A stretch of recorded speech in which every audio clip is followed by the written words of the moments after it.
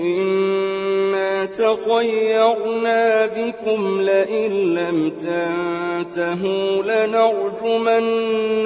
وَلَيَمَسَّنَّكُم مِّنَّا عَذَابٌ أَلِيمٌ قَالُوا طَائِرُكُم مَّعَكُمْ ۚ أَئِن ذُكِّرْتُم بَلْ أَنتُمْ قَوْمٌ مُّسْرِفُونَ وَجَاءَ مِنْ أَقْصَى الْمَدِينَةِ رَجُلٌ يَسْعَىٰ قَالَ يَا قَوْمِ اتَّبِعُوا الْمُرْسَلِينَ اتَّبِعُوا مَن لَّا يَسْأَلُكُمْ أَجْرًا وَهُم مُّهْتَدُونَ